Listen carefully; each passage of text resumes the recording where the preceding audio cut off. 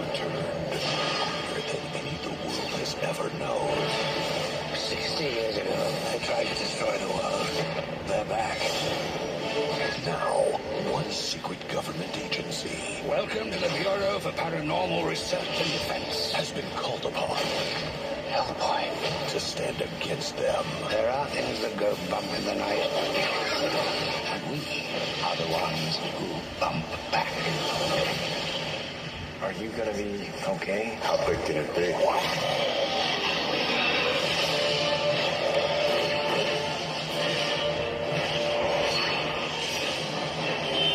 You should be running. It's coming for us! Hellboy. Skip to the end, will you? How do I kill it? Rated PG-13.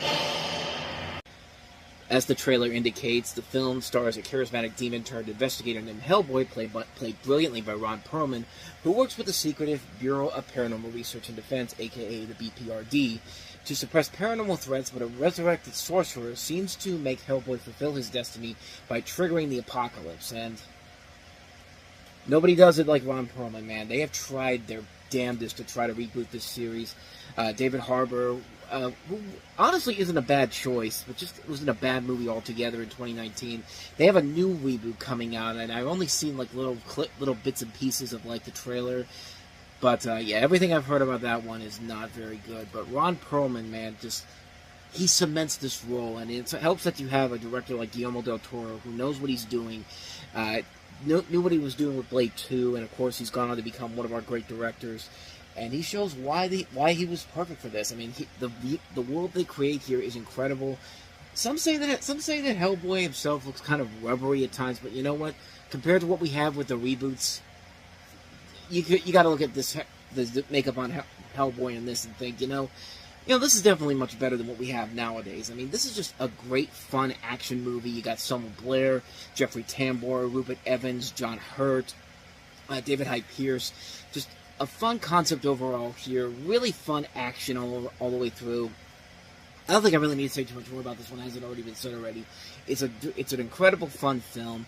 Ron Perlman just makes this role his own, and just like every time he's on screen, you can't help but have a good time whenever he's on screen. He just has that charisma, he has that charm to him. He really does seem like a genuinely nice guy. I've seen him at Steel City Cons a couple years ago, and he really does seem like a genuinely cool guy in general. So I've got nothing bad to say about him, honestly. He's been in a lot of roles where he's played the villains and all that, but you know what? Dude has a lot of charisma, and that he makes these roles work as well as he could do. And here, this is just pitch perfect casting. It's the thing that is the glue that holds the movie together. It's just a fun film. What a good time! I can't recommend this one enough. Hellboy. So let's move on to our next movie, and that is Dwayne Johnson trying to follow up on the success of The Rundown with a remake of the 1970s classic Walking Tall. War hero Chris Vaughn has returned home. Ma! Chris is here! Don't you get tired of being all that you could be? No, I'm still all I can be. Yeah, we'll see about that. But the town he thought he knew This ain't exactly home anymore. has lost its innocence. Welcome to my world.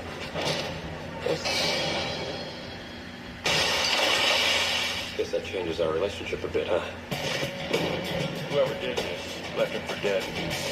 Sheriff's up for re-election. Maybe he can take his job. What's the problem, Sheriff? Get your taillights fixed. What's wrong with my taillights? They're broken. Our hero, ladies and gentlemen, you have kind of a plot that's very reminiscent of something like First Blood, except Dwayne Johnson isn't as crazy as Sylvester Stallone was in that movie. Not even crazy, like he hasn't been through PTSD as much as Sylvester Stallone was in First Blood. That's what I was trying to say. But this is a remake of the 1973 film of the same name. The film revolves around a discharged U.S. Army soldier, played by Dwayne Johnson, who returns to his hometown only to become the town sheriff when he finds out that the town is laced with heinous crime and corruption. And the person at the forefront of this is Neil McDonough.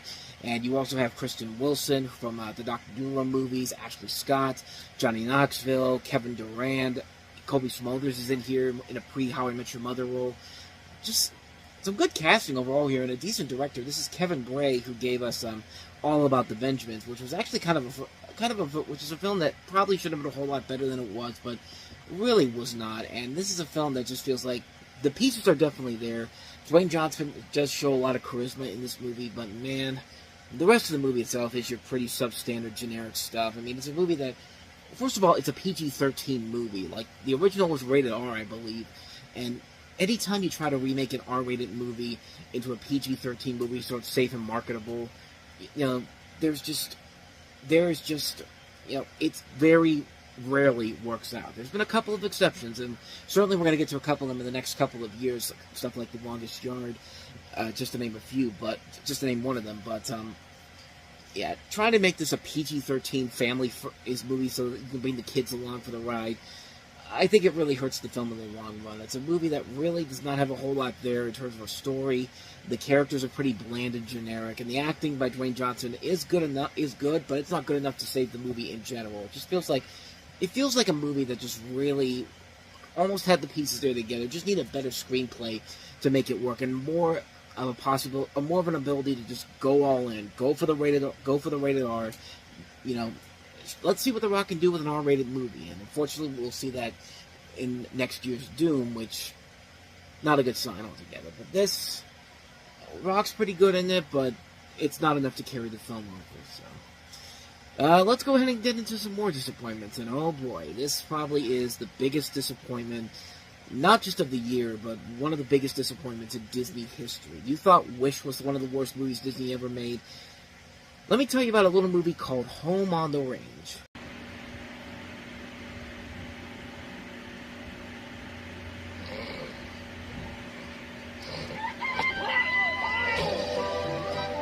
My little place, prettiest pie. Welcome to Patch of Heaven, where the animals aren't just animals, they're family. Here, have an apple.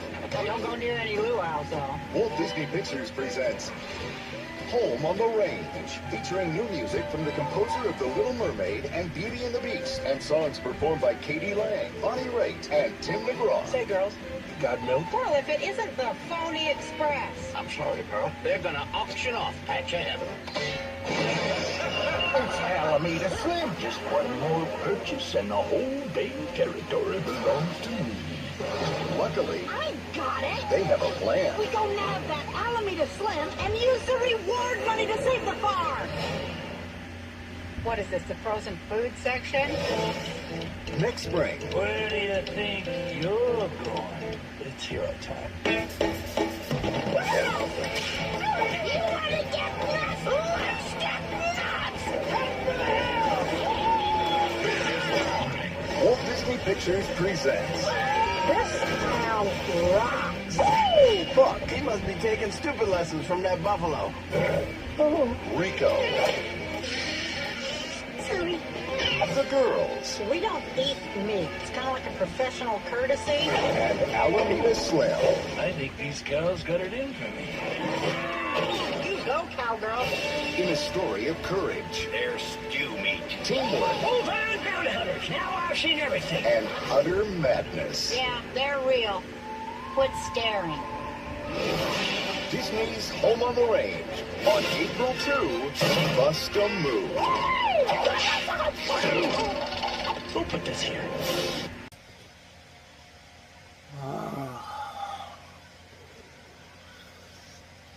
Okay.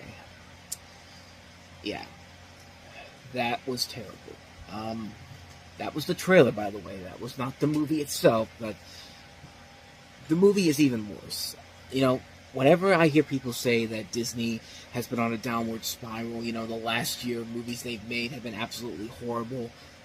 You were there when Home on the Range came out. This was a movie that, you know, this was a film that had so much anticipation towards it, and because Disney was still seen as a profitable company that could still make these animated movies without any hesitations whatsoever, and this was the film that literally broke the camel's back and set the studio back to, not just the studio back, but 2D animation was pretty much dead at this point. This is like the equivalent of the Tomorrow Show back in the 70s, when Tom Snyder said that if you're blown, it's because there's a episode of the Tomorrow Show where Tom Snyder has a band on there that decides to blow up their car during their performance, and he talks to I think Johnny Carson about it, and John Snyder's just like, well, we're starting to blow up cars. This sucker is over. This was like the last couple of years of the Tomorrow Show before David Letterman eventually took over the late night time slot there. But imagine that, but for 2D animation. That's Home on the Range. Like, when you saw this movie, you just had to think to yourself, this is over, man. This is game over, man. Game over. And 2D animation was already in a bad place, but this is the straw that broke the camel's back. You've got a story here set in the Old West, centering around a mismatched trio of dairy cows, which, by the way, don't even get top billing in their own movie, by the way, from that trailer. It's just like, yeah, we got Roseanne Barr, Judi Dench, and Jennifer Tilly as these cows here, but you know what? We need to put the emphasis on Cuba Gooding Jr. as Buck, and also Rico, who's also the bad guy, part of the bad guy in this. But anyway, I digress. The three cows are Bresh, Adventurous Maggie, played by Roseanne Barr. Roseanne Barr is a cow, get it? That's not really all that funny. Prim, proper Mrs. Calloway, Judi Dench, because, you know, she's played by a British actress, Judi Dench. And Ditzy Happy-Go-Lucky Grace, played by Jennifer Tilly, because Jennifer Tilly was seen as ditzy and happy-go-lucky when she's really one of the smartest people you probably know, especially when it comes to poker. But I digress.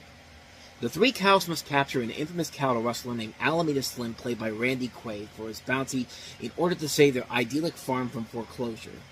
Aiding them in the quest is Lucky Jack, a feisty peg-leg rabbit, but a selfish horse named Buck, played by Cuba Gooding Jr., eagerly works in the services of Rico, a famous bounty hunter, who I just told you was part of the bad guy's plan, seeks the glory for himself. And this film was...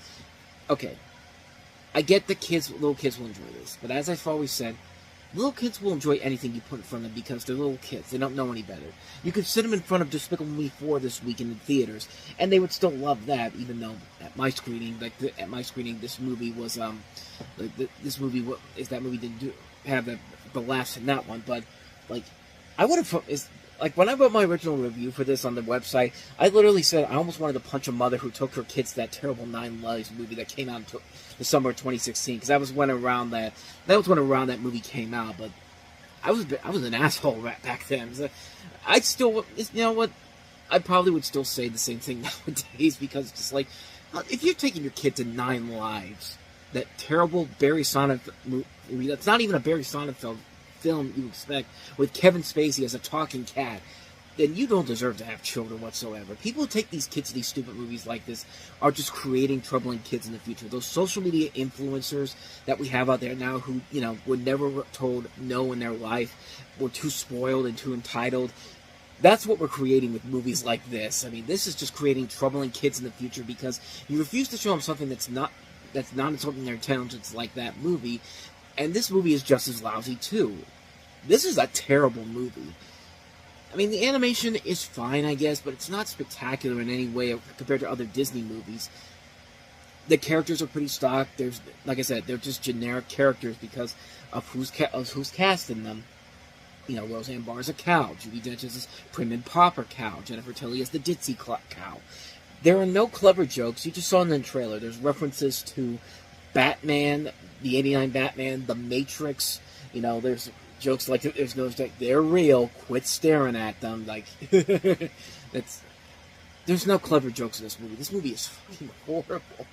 It's pretty bland and forgettable. The cliches are all over the place. The music, a lot of it done by Alan Menken, is mediocre at best. Like, it's not, and like I said, it wasn't helping that this movie was at the point where the CG animated boom was beginning to take form, and we're nearly 6 weeks away from Shrek 2 just slamming the door shut and 2D animation becoming these box office wonders. We've talked about it with Sinbad, Legend of the Seven Seas of DreamWorks, Disney's Atlantis, Treasure Planet, Brother Bear. You get these few little successes here and there with Lilo and Stitch, and even later in the year we'll have the SpongeBob SquarePants movie. But the 2D animation genre was considered dead and buried, and CG animated films were becoming the new norm. And it's now become a rarity to see a 2D animated feature film, except for, you know, Princess and the Frog and Winnie the Pooh, which were great movies. I mean, not as much as we had gotten beforehand, but they were still great movies, and seeing 2D on the big screen is always going to be something that I'll always be there for.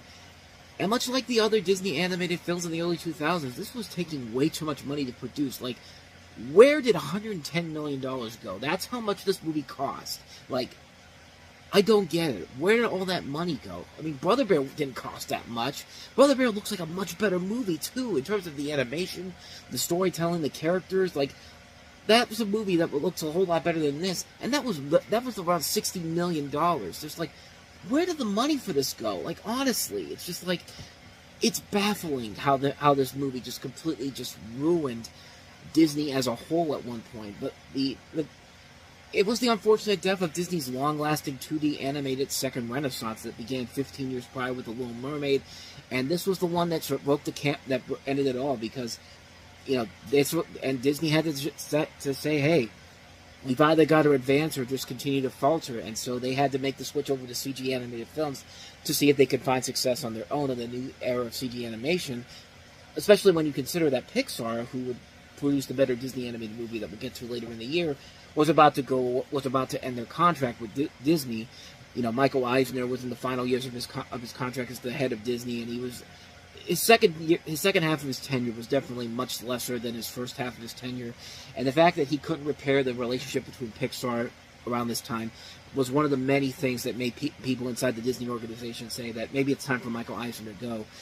But, you know, we'll get to that. We'll get to more about the potential losing of Pixar later on in the year, but, like, they had to wait and see what happens with their first attempt at a CG animated film, and I'm just going to tell you right now, it didn't help. It didn't help them going out on their own, but it did eventually work out in their favor after it was all said and done. But we'll get to that in November of 2005. But yeah, bottom line, Home on the Range is just a bad film.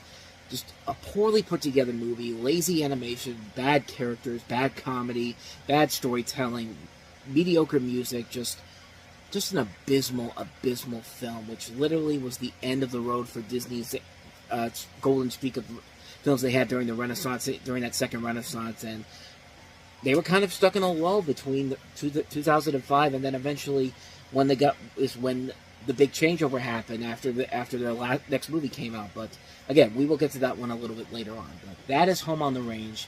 So let's go ahead and move on to the next movie, and that is Julia Stiles in The Prince and Me. Paige Morgan didn't believe in fairy tales, I think he's pretty hot. I just don't want to get distracted right now. but there was something special about Eddie. You're a prince? Whoops. This Friday. What are you doing? It's not a fairy tale. Deep breaths. If it's real. I've never felt this way before. Julia Stiles. Am I supposed to be able to breathe? No. Oh, well, then it's perfect. The Prince and Me, rated PG. Starts Friday, only in theater. The movie that spawned more sequels than you could possibly imagine. And then you probably wouldn't have known that if you haven't gone to a Walmart to see direct-to-video sequels for these, because they've made 3 different direct-to-video sequels with this film. Of course, they're not going to get Julia Stiles or the other guy in here. The guy that I don't even remember his name because he's so bland and forgettable. Just like the movie. This film focuses on Paige Morgan, a pre-med college student in Wisconsin, played by Julia Stiles, who's pursued by a Danish prince posing as an ordinary college student. So, it's basically a teeny version of Notting Hill, and not even a good one at that. But we all know what it's really ripping off, The Princess Diaries, because, you know, Princess Diaries was a big hit for Disney. There's sequels coming out later in the year. Paramount said, "Hey, we got to cash in on this as well. Let's get Julia Stiles, who was just in the Bourne movies. You know, she still looks like a teenager. We can make this work." And no, it really didn't work. Got a good director too, Martha Coolidge, who did Out to Sea, a movie I really liked. You know, Valley Girl, introducing Dorothy Dandridge. Just a lot of fun films in general. And this is just one of those movies that you really expect more from it because of Julia Stiles. Julia Stiles usually is a director that really, just checking to make sure I got the name right here. But yeah, Julia Stiles is a really good actress. I mean, I think because she was already in the Bourne Identity before this, and we kind of figure that she's already kind of more of an adult in that film than she is in a movie like this. It takes away from the realism they're trying to set across from here. Plus, the guy that she's falling in love with, Luke Mabley, as the Danish prince, is just so bland and so mediocre. Like, he is just a generic nice guy, and there's probably some people out there who thought that, you know, this became reality because, you know, Prince Harry ended up, no, not Prince Harry, why can't I remember his name now? Married Kate Middleton.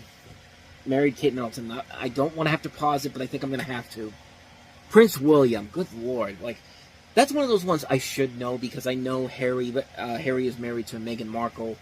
Like, I should have known who William was, but, yeah, like, I wouldn't have been surprised if people, when, Prince William got married to Kate Middleton, they thought, oh, this could happen. If it could happen in real life, it could happen to me because it happened in that movie, too, as well. And it's just like, yeah, it really is not that common for that to happen. And, I mean, I don't know. This movie just... This is just a generic lame movie, and the fact that they actually had the balls to make direct-to-video sequels, like thinking that this had that big of a following to it, it was not even a big hit when it came out. I mean, it wasn't a flop, but it was mostly panned by critics. And this isn't like The Land Before Time, where you can keep making sequels and you still have an audience that can still watch those movies. I mean, look at how many Land Before Time sequels there are. 14 to be exact. It's getting to the point where I should do a Time About the Movie special just on the Land Before Time sequels. I've been thinking about doing it for a while now, but yeah, we've got all these Prince and Me movies, and it's just like, who is really watching these movies? I'm guessing they're going for the same target audience of the Hallmark Channel holiday movies, which I could never get into, honestly. Even as bad as they are, I could never really get into those movies, honestly. And this one I really couldn't get into either. Just a lackluster film, wasting a good actress in Julia Stiles in a generic film that... Just go watch Notting Hill. It's the much better movie version of this storyline. It's not watered down for teens. It's a generic film. It's not trying to rip off a better movie than The Princess Diaries. Though it might be better than Princess Diaries too, but we'll get to that a little bit later on in the year. So that's The Prince and Me. So let's go ahead and wrap the show up on a fun high note by looking at our last movie, a criminally underrated movie from the same people that made Kung Fu Hustle, and that is Shaolin Soccer. Long ago, in this sacred temple, 6 best friends learned the secrets and mastered the power of an art called Shaolin Kung Fu. Now, they've lost their way, but one man is getting them back together. Kung Fu is perfect for sport. To remind them of the courage they still have and apply it to a game they've never played. Kung Fu Soccer. Wow! It will take time. Hey, he's there! He's coming down! It will take practice. When you can kick an 8 without breaking it, then you can join us. And it will take the talents of a young girl. You're beautiful. And a Kung Fu master? You got it all. Everybody was home. Because they're not just going against the odds. Hey, shield! They're going against the most ruthless team ever assembled. Huh? Oh. Now, the only way to win Their power's coming back. I can feel it. is to believe in Shaolin.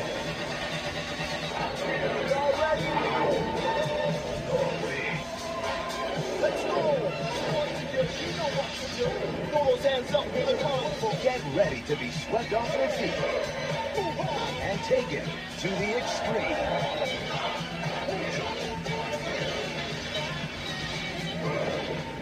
Stephen Chow, Shaolin Soccer.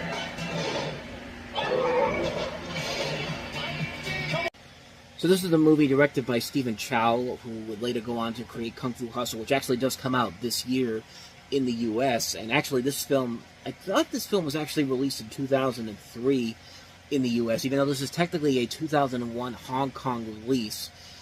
I thought it didn't hit America until 2003, so that's why I was kind of curious of why I didn't see it until I got to this point in the time frame here. But the story here is that you have a former Shaolin monk, who reunites his 5 brothers years after their master's death to apply their superhuman martial arts skills to play soccer and bring Shaolin Kung Fu to the masses. And as you see in the trailer there's definitely a lot of Kung Fu Hustle inspiration in there, especially with the Looney Tunes, especially with like the Looney Tunes style of slapstick comedy, which is really great in Kung Fu Hustle. And in this particular movie, it's also really fun to watch. The movie is very fun. It knows it's silly. It knows it's being ridiculous. It kind of reminds me of Kung Pao Enter the Fist, that movie where it was literally a parody of these type of films. It's just so goofy, so silly. The people who made this movie are completely in on the joke, and the movie is just absolutely hilarious. The visual perspective is great. The comedy is top-notch. It really is a film that I don't think gets the proper attention that it deserves, because it is a really incredible, fun movie, and one that I cannot recommend enough. If you love Kung Fu Hustle, you're going to love the hell out of Shaolin Soccer. I can't recommend this one enough. Definitely seek it out. Shaolin Soccer.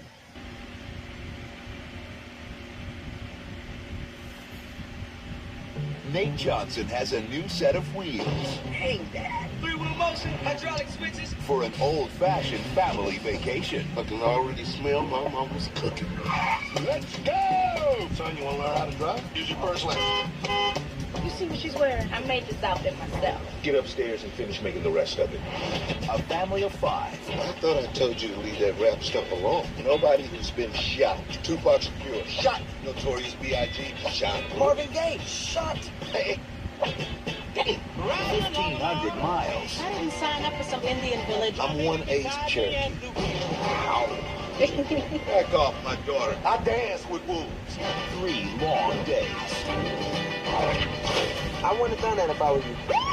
Chips, one of my favorite shows. You got like a chocolate chip. This spring, Look, Daddy, that lady needs a ride. Never pick up strangers. What the? Hold on. What are you doing? Baby, what would Jesus do? the Johnsons are getting a crash course Oh my God, in the true meaning of family. I'm gonna take care of you. Hello, Uncle Earl. Oh, give me a hug. Good. Hot butter yellow. Join Cedric the Entertainer, Bow Wow, Vanessa L. Williams, Solange Knowles, and Steve Harvey. My baby brother Nick. Mama's little mistake down at the lake. Their vacation will be 1 part brawling We should get a trophy for being married to these men. and 1 part bonding. Ah, you wild. Good night, May. No, come on, I'm gonna need those. Hey, go, watch the Johnson Family Vacation. What the hell? Spend some quality time with the Johnsons. Hi, Jason Momoa. You're going to be cool in about 10 years' time. No joke, this is actually the first movie that Jason Momoa ever starred in, and of course, it would take him a while before he became the Jason Momoa that we know him as today, and if you watch him, especially in that trailer, certainly looks a hell of a lot different. I mean, this is Power Rangers Jason Momoa, not the Aquaman Jason Momoa that we've later known him to become, but this movie can be seen as a number of different things. In fact, when Family Feud had Cake Boss versus Here Comes Honey Boo Boo, guess what movie they referenced with Steve Harvey in it with the Honey Boo Boo family? This one right here. That's probably the only relevant thing about this particular movie. And in fact, it's kind of weird. 2003 was the year where you had a lot of movies where white people were trying to act black, like Malibu's Most Wanted, Head of State, Marcy X. 2004 apparently was the year where black people decided, okay, we're gonna remake some of the great comedies of all time. I mean, this is basically a black remake of National Lampoon's Vacation, and then a couple weeks later, we'll have the black remake of Airplane, which was Soul Plane. Which, needless to say, this is better than Soul Plane, but not by that much. In fact, better is an understatement. This one's at least tolerable. You have the Johnson family, led by Cedric the Entertainer, Vanessa Williams, Bow Wow, and Solange Knowles. They're going on a road trip to attend a family reunion in Missouri and the numerous hijinks that occur along the way. Their idea of hijinks include stuff you've seen done better in National Lampoon's Vacation, including Shannon Elizabeth playing kind of the Christy Brinkley of the movie, except nowhere near as hot as Christy Brinkley was in this. But I mean, she doesn't look too bad in this. But I guess Steve Harvey's the cousin Eddie of this movie. There's a scene that takes place at nighttime in a swimming. Instead of a swimming pool, it's a jacuzzi, because jacuzzis are the real cool way to go swimming at nighttime in the year 2004, apparently. And I think what I'm trying to get at here is that this movie is not funny whatsoever. It is a really lame comedy. At least a movie like RV, which is a complete rip-off of National Lampoon's Vacation, was at least trying and actually did have funny moments in there. That's one of those movies where it's just like, it doesn't look that good on paper, but trust me, after watching Johnson Family Vacation, RV looks like a better vacation movie by comparison. I mean, this is lazy humor. Like, this is not funny whatsoever. You know, for a guy like Cedric the Entertainer, for a guy who has the last name Entertainer, he has never been in anything. None of his movies have been entertaining whatsoever. We're just beginning with the list of bad movies that he's involved in, and this is just not a funny movie. It's just not funny. The family is not really that well put together. You don't really buy into their connection whatsoever.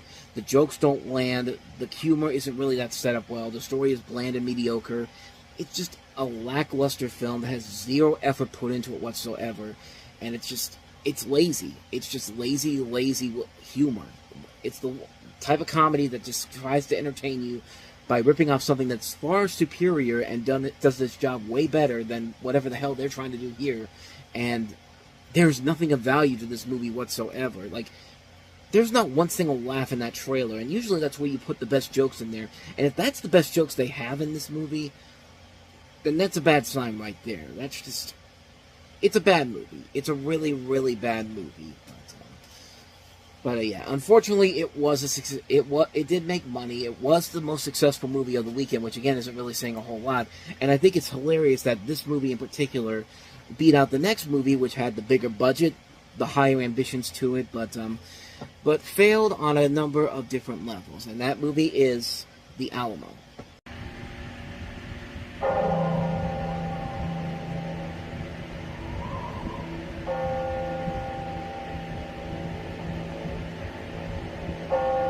There have been many ideas of what Texas is, what it should become. We are not all in agreement.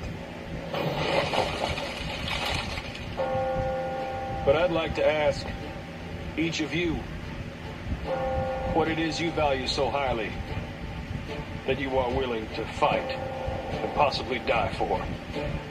We will call that Texas. There are only a few hundred of us. They are nearly 4,000 strong. But if you wish to stay here, in the Alamo, we will show the world what patriots are made of.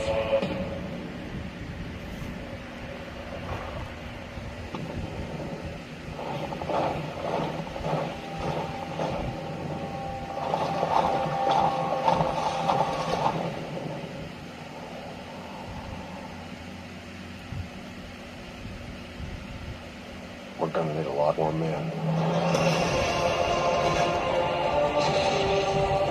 Touchstone Pictures presents the incredible true story of two sides who fought for what they believed, protected what they loved, and gave the world a legend to remember. The Alamo is at hand!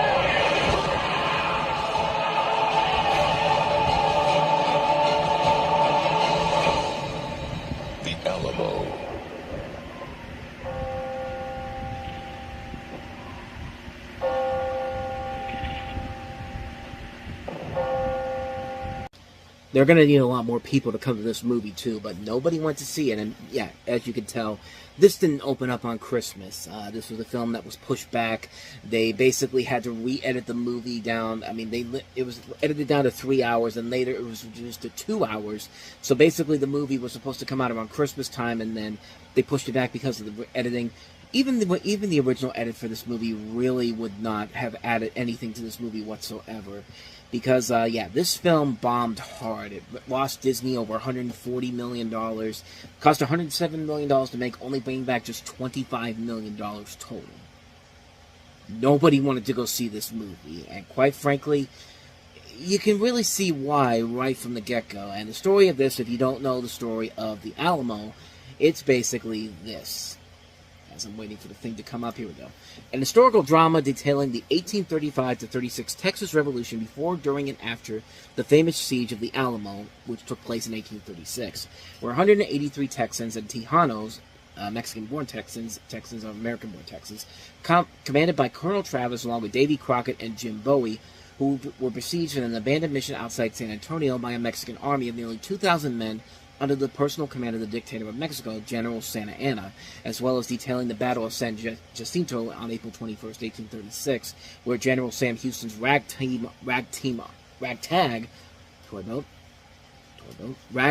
army of Texans took on and defeated Santa Anna's army, which led to the independence of Texas. You find that interesting? Because, yeah, that's the whole movie in general, and it would be, you know, if they hadn't just gotten somebody who had directed Dennis Quaid in The Rookie, which is a much smaller movie, and then given this big budget film, I think with a better director, this probably could have had some value to it. I mean, maybe you got somebody like Peter Weir, like something like what he did with Master and Commander. This is a movie that just really doesn't work for a number of different reasons, and it's a film that, you know, Ron Howard was originally attached to direct this movie, and because there was a lot of creative differences between Ron Howard's company, Imagine Entertainment, and Disney, particularly over Howard's budget. Disney originally rejected the proposal he had and did the project not moving forward in time. He stepped down as the director, and he would stay on as the producer, stating in an interview that he wasn't interested in making Alamo as a PG-13 movie or a PG movie. I didn't get it, I just didn't understand it, whereas I didn't understand it through a different filter. Though an R-rated, very intense, showing sacrifice, showing pain, all those feelings, I didn't understand why you should do it the other way. Like, why not do an R-rated version of this? I mean, you could, I mean, I don't know why they thought this would sell as a PG-13 movie. What kid is going to want to go see this movie? And even if you're seeing it for a school assignment, which they did a lot back in the day, Gods and Generals was like that too. You don't want to watch a movie like this. This is a bland, boring movie about an event that should be seen as this big, epic saga. Like, this is the type of movie that Kevin Costner should have made. Because he probably could have made this a lot better, even though, and not do what he's doing right now with Horizon, which is wasting everybody's time with these massive $100 million movies and you know, come to think of it, even he probably wouldn't have been able to save this movie in general. Or like, they took a story that is so fascinating about the Alamo and how these guys were able to have these battles before it, and it's just, they just completely botched it with a film that is not funny, not even, why am I even saying funny? I'm thinking it's a comedy. No, it's not engaging, it's not epic, it's wasting a lot of talented actors in here. Dennis Quaid, you know, Billy Bob Thornton, Jason Patrick, Patrick Wilson, Jordy Malone, Emily Deschanel, Tom Everett. I mean, just, you know, this is like this is almost equivalent to Heaven's Gate. Like, it's that bad of a movie. The original cut of Heaven's Gate, of course, being the really bad movie, and although later on it did eventually find a following to it. Imagine that, except this one doesn't have a following to it, except the fact that it's an over-budgeted piece of garbage that wastes too much time trying to figure out how many explosions we can put into one movie instead of actually trying to tell an engaging storyline. And this is the biggest problem with the film. It doesn't have a good storyline to tell, even though it has it is inspired by one of the great stories in American history. But they're trying to make it the equivalent of something like Pearl Harbor. And Pearl Harbor was not a good movie, even though it made money. Pearl Harbor was a massive misfire on so many different levels. It's just a terrible, terrible movie. It's just one of the worst movies of the year. Another big budget failure for Disney, considering that they just had Home on the Range the week before. It was a bad year for Disney in 2004. It started the year in 2004 because they've already had 4 movies out, and it's 4 notable big movies out, and 3 of them were major, major flops. The Confessions of a Teenage Drama Queen, Home on the Range, and now The Alamo. And we're only 4 months into 2004, but I mean, it will get better eventually. Just not right now, though. But so that is The Alamo. So let's go ahead and move on to our next movie, and that is Anne Hathaway in the family adventure Ella Enchanted. Evil ruler threatened the kingdom. We must find a way to get rid of the prince. One ordinary girl will team up with ogres, elves, giants, and a prince on a quest to save the kingdom. Come on, guys! We got a car named the Crown! Stop that crown! Please, Princess Diaries Anne Hathaway is Ella Enchanted. You are not like other girls. Freeze! Oh? You have no idea. Rated PG. In theaters everywhere Friday, April 9th. So this is based off the book of the same name, and it stars the big breakout star of 2001, Anne Hathaway, and it's written by Karen McCall Lutz and Kirsten Smith, who wrote one of the big breakout hits of 2001, that was Legally Blonde. And in this story, you have a satire of the fairy tale genre, where you have Anne Hathaway as this princess who's been cursed as a baby since she was a baby, and does everything that she can do to fall in love with a young prince who has lived a difficult life. Along the way, she discovers the truth of an event that happened to him in the past that could change everything. So, the film, in a way, is kind of like a mix. It's kind of like trying to be kind of a live-action Shrek, because it is a satire of the fairy tale genre. But, of course, Shrek did it better, and this is a film that has a lot of high ambitions to it. A good cast overall, with Hathaway, Hugh Dancy, Carrie Elways, Vivica A. Fox, Joanna Lumley, Minnie Driver, Eric Idle.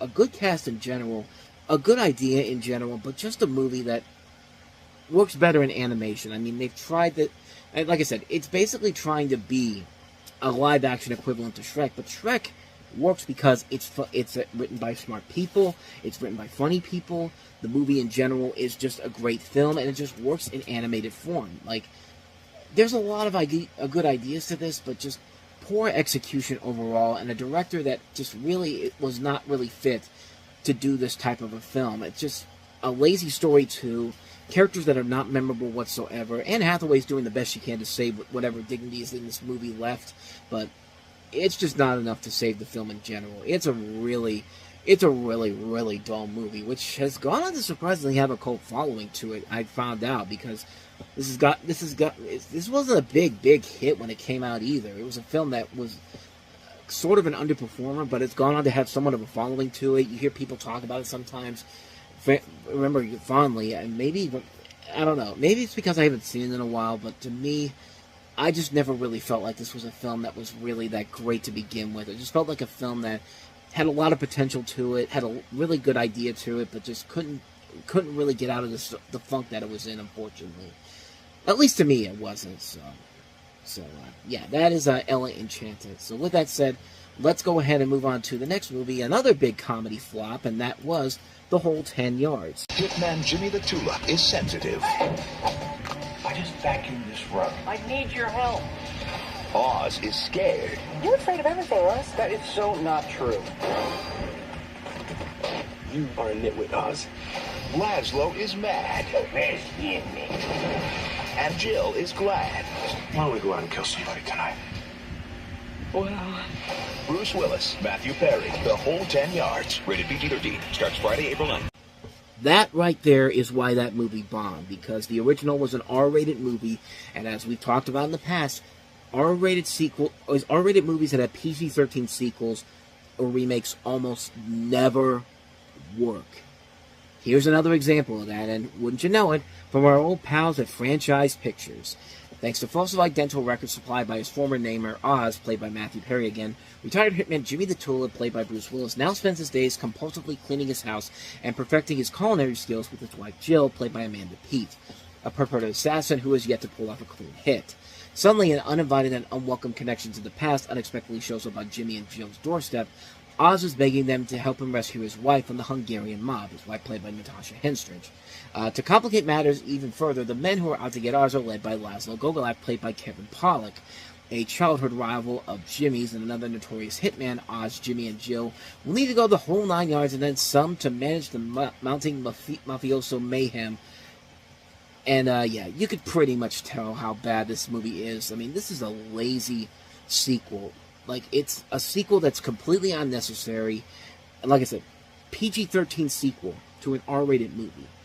What makes you think that this is going to work again, especially for a film that's trying to bring the families involved as well? But, like, it got so bad that Matthew Perry wrote in the memoir that the film disappointed reaction in general basically curtailed his film career, and saying that this was the moment that Hollywood decided to no longer invite Mr. Perry to be in movies and sought more dramatic roles afterwards. And he headed back to television too. He had a couple of shows that were actually kind of good, like Mr. Sunshine, criminally underrated show Go On, and you know, he's made a decent career. He made a decent career in television, and Matthew Perry did seem like a guy that was really on the cusp of becoming a movie star in general, but he just kept picking really, really bad movies, and this is the bottom of the barrel for him. Though I will say, with every negative criticism I've said about this movie, this has one scene in particular that will make me laugh out loud every time I see it. You know that's a bedwetter? Hey, what does that say? Get it out of here! What? because I hate it.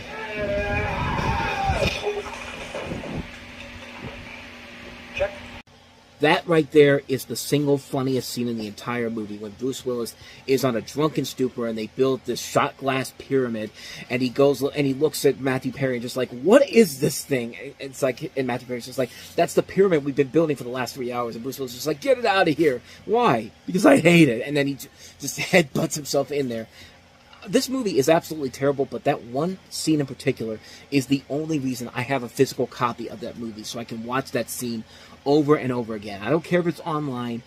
I love that scene, even though it's in a really, really horrible movie. And this is a horrible movie, a terrible sequel that was not worth making it from the beginning. Just a bad, bad movie. A really, really bad comedy. So with that said, you know, we've had a lot of disappointments this week. Let's go ahead and wrap the show up on a positive note. And here's a comedy that I think is criminally underrated. The raunchy comedy, The Girl Next Door. I will always remember. I'll always remember. I will always remember. I will always remember. I will always remember The Girl Next Door. Whoa. Why? She's so hot. What channel, dude? Dude, what the...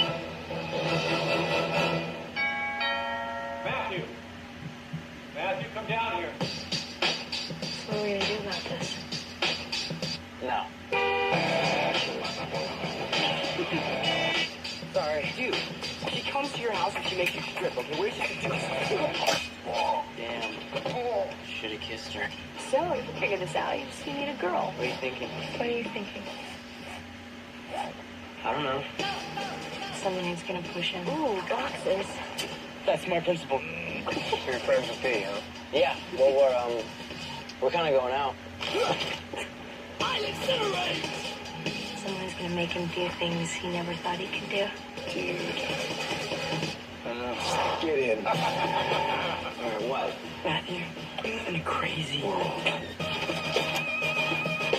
It's a knockout. Drop your top out. Yeah, it is. Oh. Matt, she's a porn star, okay? Dude, what would you have Katie? Don't mess this up. Gee. Fine. Please, Matt. I just want to let you know you're better than this. Always know if the juice is worth the squeeze. It means you don't steal my girl unless you're ready to accept the consequences. Things get bad, just bolt, okay? What happened? You got that. There's nothing you can do about it now. Yeah, there is. I mean...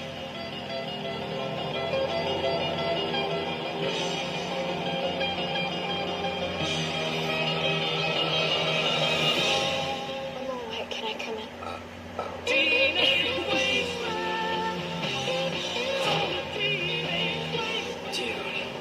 I know. Dude. I know. Dude, learn to like it. God, I love this movie. This is one of those movies that was not a big hit when it came out. It did very poorly at the box office, but it has gone on to have a cult following to it. And I can easily tell you why, because this movie is pretty... This is the perfect definition of what a good, raunchy, R-rated comedy should be. You have Emile Hirsch playing a high school senior who falls in love for the first time with the girl next door, played by Alicia Cuthbert, but finds the situation becoming complicated as he learns that she is a former pornographic actress. Like, first of all, the perfect male fantasy. I mean, that's every teenager's fantasy right there, to not only have a next-door neighbor looking as hot as Alicia Cuthbert, finding out she's also a porn star, too, and it leads into a lot of chaos, including Timothy Olyphant playing her former, or was it her ex-boyfriend, or was it like a person managing her career? Ex-boyfriend, and he was a producer too. Tim Olyphant is really good in the movie. This was the first time I ever saw him in anything, and I thought, man, that guy's a great actor. And of course, he's gone on to become a great actor in Justified, a whole bunch of other great things. Live Free or Die Hard. He's really good as the villain. I even liked him in Hitman, even though Hitman was not a great movie. I thought he was very good in that.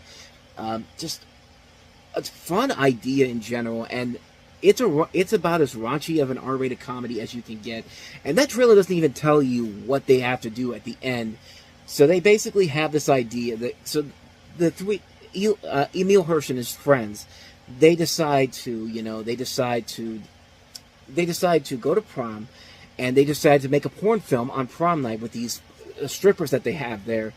And it's a really, really funny scene of what they actually do. They go to they agree to make a porn film on prom night, and they bring in Danielle's former colleagues and Matthew's classmates as actors. And you think they've made a porno movie in general, but what basically happens is that, Timothy Olyphant is trying to get revenge on Emil Hirsch's character because of what he's doing with Alicia Cuthbert, and so Tim Olyphant steals the tape, thinking that they made a porno movie and showing it to his parents and the principal, and Kelly plays the tape, and they're surprised to find out that the film is actually a modern sexual education movie, and that Matthew and his friends have basically made millions of dollars, and have basically, he's become a successful His kids have actually become successful filmmakers, and actually, Matthew and Daniel actually end up having a relationship together.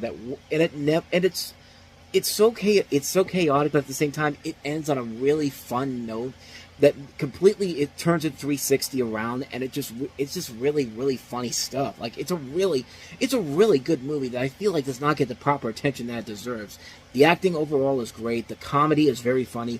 When it wants to be raunchy, it gets raunchy, and I miss movies like this, man. I'm glad that we're slowly but surely having a comeback with No Hard Feelings last year, with movies like this that just say, let's be raunchy for the sake of being raunchy. And this was one of those last ones that I remember before Judd Apatow, of course, kind of helped resurrected it a little bit with the 40-Year-Old Virgin after a year later. But it's a really, really good movie that does not get the proper attention that it deserves. It's a really entertaining film.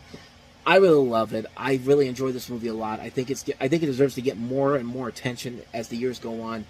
It's a really funny movie, man. I can't recommend this one enough. The Girl Next Door. Definitely check this one out.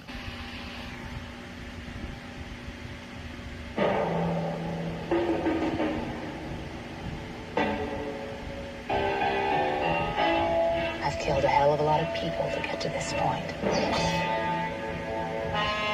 I went on what the movie advertisements refer to as a roaring rampage of revenge. I roared, and I rampaged, and I got bloody satisfaction. You've got to start becoming afraid of her, because she is coming. And when I arrive at my destination, I am gonna kill Bill.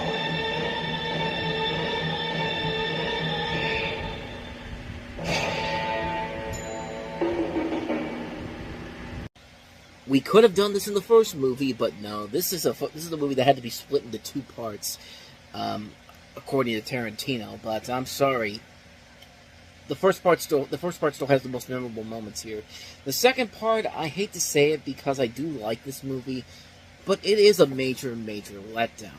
You have Uma Thurman once again as the bride, who continues her campaign of revenge against the Deadly Viper assassination squad, Lucy Liu, Michael Madsen, Daryl Hannah, and Vivica A. Fox, and their leader Bill, David Carradine, who tried to kill her and her unborn child.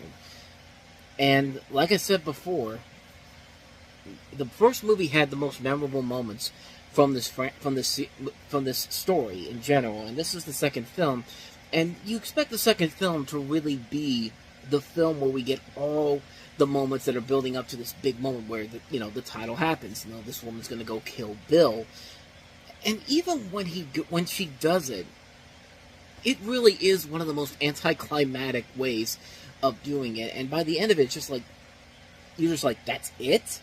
This is a 4-hour movie essentially a 4-hour movie split into two parts. You made people wait 6 months for an ending like that, and it's conflicting for me. I like this movie. I mean, I like both the Kill Bill movies, but man, the first film I thought had all the best parts about it. And usually it's the other way around when it comes to two-part movies. Usually part one is where it starts off very slow, and then they save all the good stuff for part two. But in this case, Tarantino decides to put all the best stuff in part one, and then part two is pretty much just killing time until we get to the moment where the title happens. And it's just, I don't know. To me, that really hurts the movie in the long run. That we built up this moment, we're waiting for the moment that Uma Thurman's finally going to go kill Bill, and the end result is this really anticlimactic moment that just really does not work in any way, shape, or form. And you just really come out of it going like, wow. I mean, you built this whole thing up for that? I mean, it's a bad movie. I take that back. I shouldn't have said that. It's not a bad movie. It's a good movie, but it definitely is the lesser of the two movies. This really could have been trimmed down to one full movie, and you wouldn't have had a problem with it whatsoever. But because we're splitting it into two parts and waiting 6 months in between movies, it's just like, come on, man. It's just like you had all that time to build this up, and you really waited to go to that levels to do it like this. And the sad part is, like I said, it's not a bad movie. It's just a film that is just so, all the good stuff was in part one, and you really have to sit through a lot of filler to get to the moment you're waiting for here. And when you finally get to that moment, it just unfortunately leads to a very lackluster showing in general. It would be nice to see that whole bloody version, which Tarantino has made, and unfortunately there's never been a proper Blu-ray release to feature both parts together. And I don't know why he's taken so long to do that. I mean, he said, he had that movie that he said was going to be his last movie, and now these things are not doing it. Put some time into putting this out there. It's like you have an opportunity to put every bit of these two movies together and bring it out to the main public instead of having people having to go to these special screenings to see it. And it's just like, let people see the damn movie. I mean, let people see the whole movie in general. Because I'm probably convinced that the whole movie could probably work in general, but it just really does. It's amazing how it's been so long since he's been promising this one cut of both parts together, and he's yet to deliver it. And I think honestly that's really a major unfortunate thing, because the way that you have these two parts split up, and like I said, the first part really is where the best stuff is, the stuff we remember the most. And the second part, where you should have everything building up to that moment where the title happens, and it's just one of the most anticlimactic things you will ever see in your entire life. And it's unfortunate. But like I said, it's not a bad movie. It's just not a good. It's a good movie, but it really could have been a whole lot better if they had just put more effort into, ramping this up more and build this moment up, and don't go this anticlimactic route that you do here.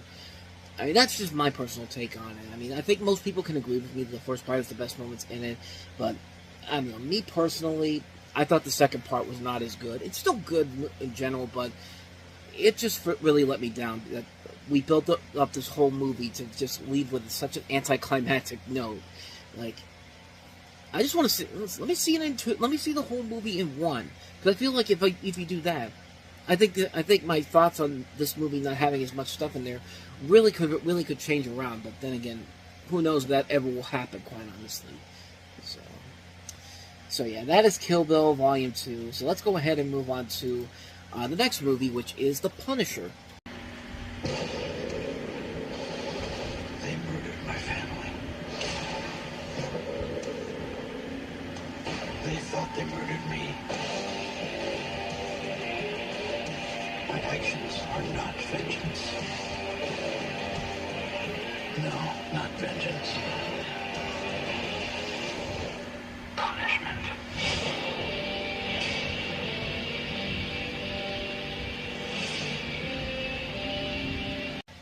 We're going to realize here that a much better movie came out a week later that was very similar to this movie, where you have, an action thriller about a guy, a desperate, alcoholic, former CIA operative, U.S. Marine Corps Force reconnaissance officer turned bodyguard, who goes on a revenge rampage after his charge a 9-year-old is abducted in Mexico City. That movie was called Man on Fire. So why am I bringing it up here? Well, let's take a look at the synopsis for this, and let me see if you get an idea of what this reminds you of. Special Agent Frank Castle, played by Thomas Jane, had it all. A loving family, a great life, and an adventurous job.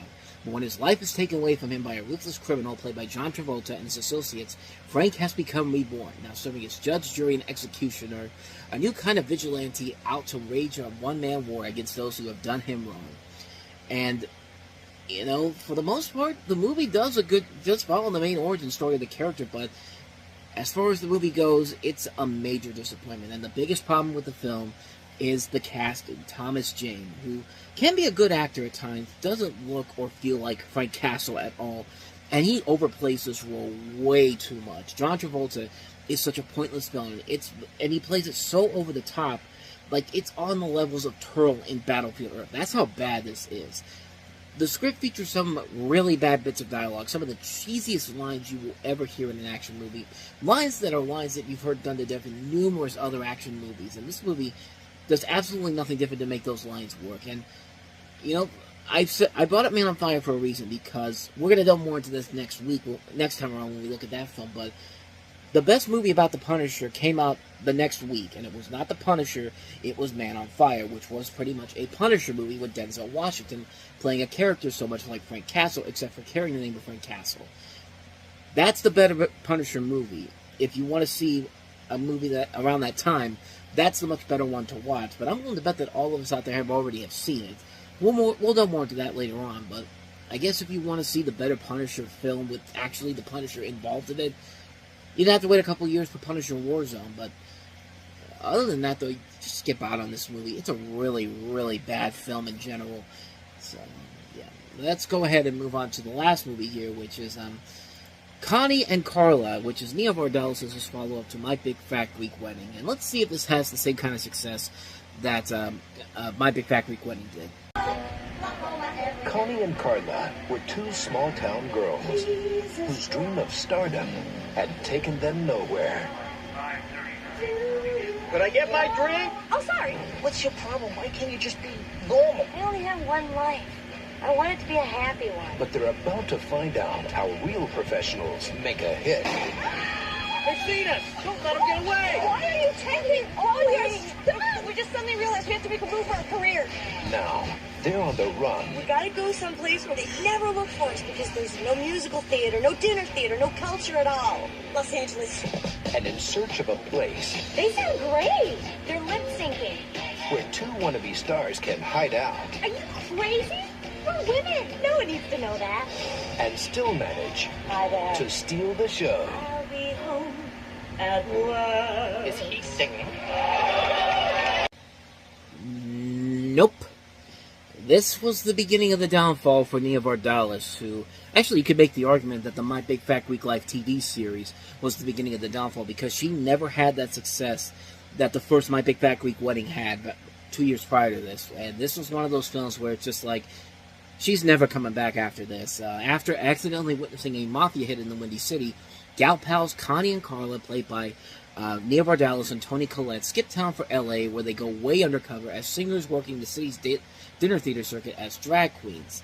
Now, it's not enough that they become big hits on the scene. Things get extra weird when Connie meets Jeff, a guy she'd like to be a woman with. And so, it's basically a lazier version of Victor Victoria, except doesn't have the comedy stylings of Blake Edwards or a great performance by Julie Andrews to save it. Instead, you've got Nia Vardalos and Toni Collette wasting their talents on a comedy that's not funny at all. Like, I purposely stopped it at that scene in particular, because it's just like, if you even think that this movie has any kind of hope left to it, that scene right there should just tell you that no, you're not getting anything out of this movie. And yeah, this was the beginning of the downfall for Nia Vardalos. I mean, this was a film that she never found a way to cash in after My Big Fat Greek Wedding. Every single movie she tried to do after this was always a failure. She relegated herself to just very few special appearances in TV shows, and then when things went to when she couldn't find. Let me rephrase that.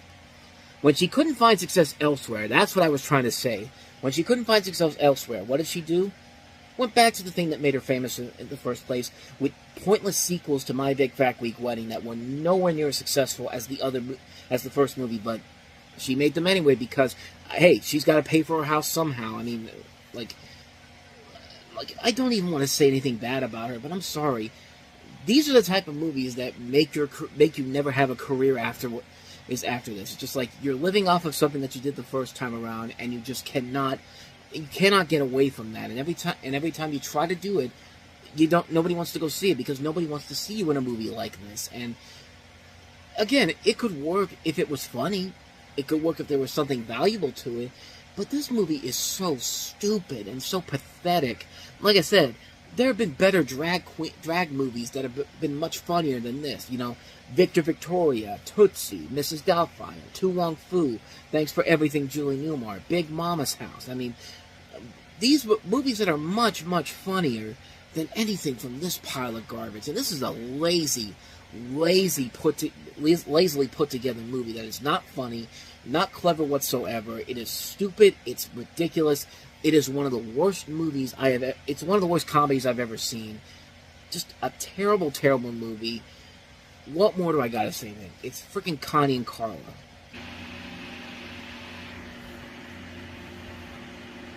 There were 24 kidnappings in Mexico City in the last 6 days.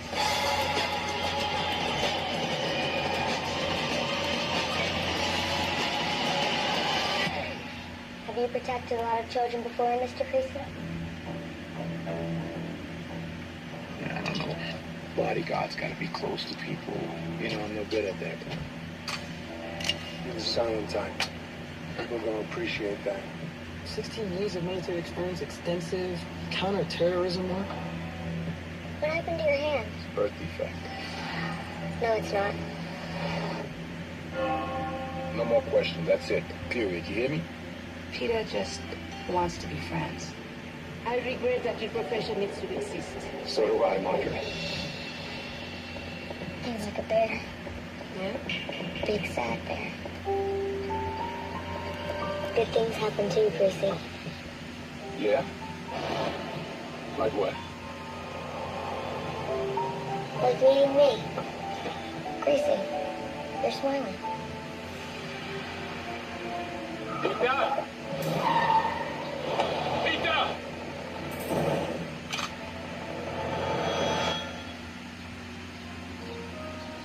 Run!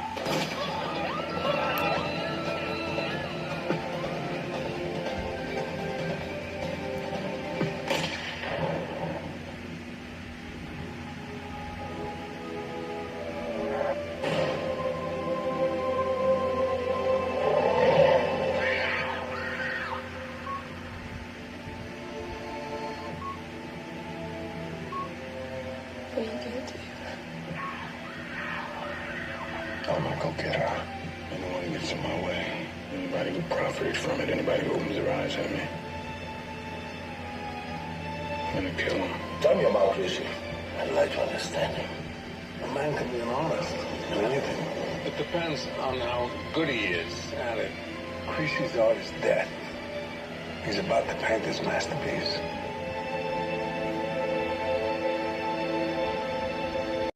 That is, of course, Man on Fire, which stars Denzel Washington as John Creasy, a despondent alcoholic former CIA SAD-SOG officer turned bodyguard who goes on a revenge rampage against after his charge, a 9-year-old girl played by Dakota Fanning, is abducted in Mexico City. You also have a cast that includes Christopher Walken, Radha Mitchell, Giancarlo Gianni, Mark Anthony, Rachel DeConton, and also Mickey Rourke. And directed by Tony Scott, written by Brian Helgeland. The pieces are there for a great, great film, and that's exactly what this movie is. This is without a doubt one of Denzel Washington's best movies. I mean, this is a film that is just incredible to watch. It's a film that is so much better presented as a Punisher story than the Punisher movie that came out. But besides that, it's just a really engaging thriller. Denzel Washington, I've said it before and I'll say it again, he is one of our greatest actors of all time, if not the greatest actor of all time. I mean, the dude, we just had a Gladiator 2 trailer come out around the time I'm recording this, and I think that movie looks absolutely horrible, but the one thing that's got me eager to at least, gets me to at least pay attention to it, is Denzel Washington, because you don't put Denzel Washington in a sequel to Gladiator and not let him do whatever he wants, and he's the one thing that may actually, honestly, make me want to see that movie. I doubt it'll happen, but he's the one thing that I really liked about that trailer that just came out recently. But that's the power of Denzel Washington. Even in a movie that's not that great, he will usually give 110%. And in a film where he's really great like this, he's given it his all. I mean, this is a great film. And even greater than that, man, Dakota Fanning in this movie. Like, you know, she's been a rising star in stuff like Uptown Girls and The Cat in the Hat, but this is the movie where you're literally going head-to-head with a heavyweight in Denzel Washington. And her performance in this movie, just in that trailer alone, just gives you an indication of how she stacks up with Denzel Washington here. She is absolutely incredible, and it just shows the power that she has as a little kid actress going around this time period. I mean, she was on a roll at this point, and it was cool to see them reunite again in The Equalizer 3, and a movie I like those Equalizer movies, but that third one, I really liked that they had the connection between those two again in that movie. But this film right here is just an amazing film. A lot of great performances, great action overall. You got everything that needs for this to work. Tony Scott, who's a great director in general, has made a lot of really solid films. Very rarely has really missed the mark. There's been a couple exceptions here or there, even with Denzel Washington too. But we'll get to those ones, and we'll get to the next pairing of these two, which is Deja Vu. But him, a script by Ryan Helgeland, who's written some of the best movies of the last 10 years up to this point, with LA Confidential. I mean, just the pieces are definitely there, and this is just an engaging, entertaining thriller that was not well appreciated by the critics when it came out. It actually got mixed reviews, but since then, it has gone on to have the appraisal that it definitely deserves, the reappraisal it definitely deserves, because it is definitely one of the best thrillers I've ever seen. It's a really great film. Terrific cast, terrific action, terrific dramatic elements, great writing, great direction, great acting. Just, what more can I say, man? Man on Fire is a friggin' masterpiece. I love this movie. I can't recommend it enough. If you haven't seen it, seek it out. It's one of Denzel's best films. It's an amazing, amazing film. So with that said, let's go ahead and move on to another movie that is a surprisingly really entertaining movie, and that is Jennifer Garner starring in 13 Going on 30. Eric couldn't grow up fast enough.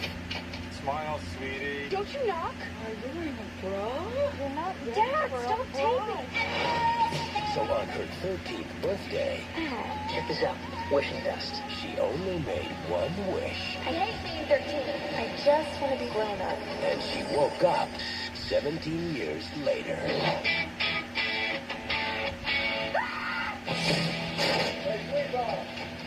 Hey, sweetheart. Thank you. Hasn't not yet.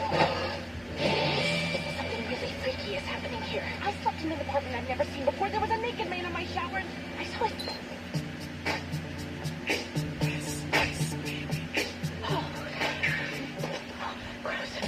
Now she's got a lot of catching up to do. Repeat after me. I am Jenna Rank, Big Time Magazine editor. I am? Eminem's on the phone. He wants a decision now. Please. Peanut. Is there anything else you need from me? Actually, I need to find this guy. Dad, it's me. Jenna, why are you here? Yesterday was my 13th birthday, and today I woke up and I'm this. There's something really weird going on. One woman will discover I like your dress. Because they've got these incredible boobs to fill it out.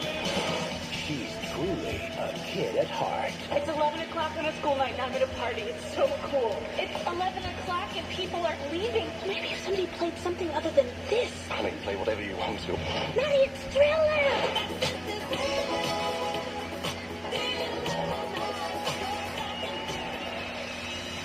Revolution Studios presents. You want to know a secret? Yeah. You're the sweetest guy I've ever known. And I just floated home on a cloud. That is so romantic. Jennifer Garner, Mark Ruffalo. 13, going on 30. Mr. Hottie behind you is totally scamming on you. Should I go talk to him? I actually came over here because I think you're really cute. So do you want to go out sometime? We're gonna take off now. But you want to go to jail? I'm a bad guy. Man, You see Blank Check? That's how you make that funny. You don't have it where Karen Duffy's literally kissing a little kid at the end of the movie like their boyfriend and girlfriend. It's like, no, that's creepy as hell. What they do there is really good, and that's just the charm of this movie. 13 Going on 30 is, of course, a film starring Jennifer Garner, where she's a 13-year-old girl in 1987 who wakes up to find herself suddenly 30 years old and living in 2004 as a fashion editor. And, with a great director like Gary Winnick, who unfortunately was taken from us way too soon. He died in 2011. And he had a couple of really good movies under his plate. I mean, this and Charlotte's Web, which, again, another great movie with Dakota Fanning in it. Then his career kind of died down with a really bad movie in Bridesmaids and a so-so film in Letters to Juliet. And then that was it. He died at the age of 49 years old, which is a shame because this is a guy that has been had a roller coaster directing career. I mean, this is the guy that also did the infamous Tadpole, which was, no, I'm sorry, I keep getting that confused with, Tiptoe, which was that terrible movie with Kate Beckinsale and Gary Oldman as a mini person, a little person, mini person. Good lord, but no, I'm sorry, I got that wrong. I apologize for that, but there has been some good hits with him as the director, and this is definitely one of his best movies ever. I mean, this is a really good film that is very reminiscent of something like Big, which, of course, I think that's what Jennifer Garner was trying to do with this, Because, of course, Tom Hanks, his career took off when he starred in Big. Like, his career was already on the rise when Big came out, but Big was the film that just took him to the stratosphere and made him the superstar, the Oscar winner that we know him as today. And Jennifer Garner probably was hoping that this was going to do the same thing for her. And she's really good in the movie. She's such a charm to watch in here. She's amazing. She's really funny. Like, she shows a lot of the reasons why she actually can be a really good actress. But after this, she never really did anything that was ever as good as this. Now, granted, she's been in some good movies, some really good movies, some underrated movies, actually. The Kingdom, I think, is a really good underrated movie. Ghost of Girlfriend's Past, I think, is a very underrated film. Dallas Buyers Club, Juno, great films. But then she does stuff like, Valentine's Day and the Bad Arthur remake, The Odd Life of Timothy Green, Alexander and the Terrible, Horrible, No Good, Very Bad Day, Family Switch, Wonder Park, Peppermint, 9 Lives, and Mother's Day. Like, what happened, man? Like, she was on her way to having a really good film career, and then afterwards, after like 2009, it really just came cratering down after that, which it's a shame because she still has a lot of charisma and a lot of charm, and she is a really good actress, but she just kept picking really bad movies one after another, and she never really had that spark that Tom Hanks had after Big, where he could just, his presence in a movie, even if it was a bad film, could really elevate it to another level. I mean, this is the guy that follows Big up with The Burbs, and then even something like The Bonfire of the Vanities, which is not a great movie. He's really good. He is one of the stronger things in it. Like, I don't know. I mean, I find it kind of weird that she never really took off with anything truly spectacular. But there were a couple of good movies here and there, some criminally underrated movies too. But the film is just really well done. Mark Ruffalo is very good in the film. Judy Greer has a really good performance. This is actually the first time I ever saw her in anything. Andy Serkis, Gollum, has a really fun little role here. It's a fun, charming film that just has a lot of great elements to it. It's a really well-made film, a beautifully put-together storyline, and it has a nice heart to it. It's a really solid movie that I really don't think gets the proper respect it deserves, honestly. And like I said, you would think that this would be the start of Jennifer Garner going that Tom Hanks, taking that next step into becoming an overall great actress. But the films she follows after this were very hit and miss, but the hits are really good. The misses, though, are really, really bad. But this is definitely one of the big hits of hers. This is a great, great film. I really love this movie. It's another one that I think you need to check out, honestly. It's a film that you should have checked out by now, but if you haven't, definitely give it a shot. It's actually really, really good. So with that said, let's go ahead and move on to our last movie, and that is Clifford's Really Big Movie.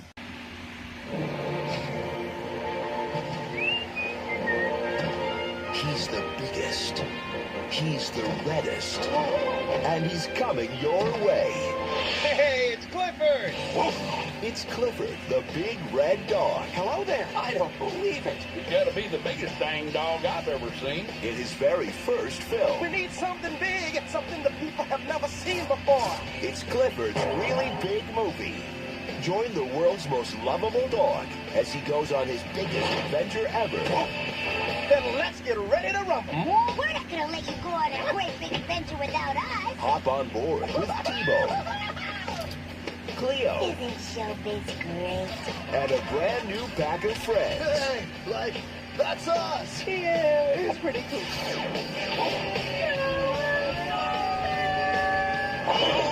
Yes! It's Clifford's Really Big Movie. Always with the big. The Big Red Dog with the Big Red Heart is unleashed. Full speed ahead! Well, I can't wait. That's a whole lot of red. Clifford's Really Big Movie.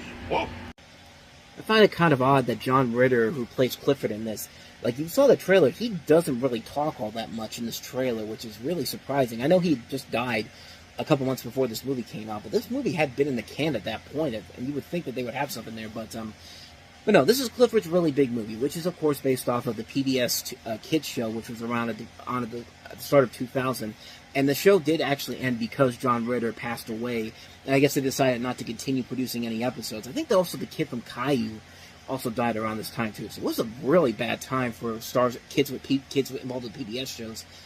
But as you see here, the film depicts Clifford, who, after mistakenly believes his owners are spending too much on his dog food, decides to join a traveling animal show that will provide the winner a lifetime supply of the dog food. So it's really not that grand of a story for most mass audiences. This is something that's clearly made specifically for kids, but I'll give it this. The animation looks really, really good. I mean, this is another one of those animated movies that you could tell they glossed it up big time for the big screen, because the show had pretty standard animation overall, but when you look at this and you see what they're capable of doing here, it's just like, wow, I can't believe the budget on this looks actually pretty good, all things considered.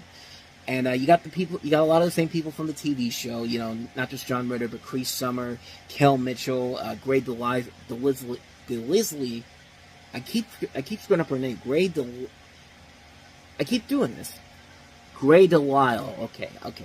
I'm sorry. I know this is the second time I've done this, but yeah, it's just, I don't know. I don't know why I keep screwing that up, but she plays Emily Elizabeth, who's really good. Really good. You also have also a pretty solid ensemble, including Wayne Brady, who has a really fun role in here. Jenna Elfman, John Goodman, Judge Reinhold, Jess Harnell, of course, Wacko from the Animaniacs, Nick Jameson, Wilma Valderrama, Ernie Hudson.